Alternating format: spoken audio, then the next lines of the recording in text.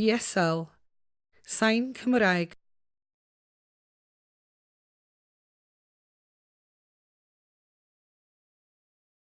Cwpan Killarney. Ym 1882, daeth Killarney, ceffyl Gwyddelig, yn ail yn y Mostyn Stakes, sef ras ar hyd pen Morfa, Llandudno. Yn ei marchogaeth oedd y joci amatur a'r perchennog car lleol, Benny Taplin.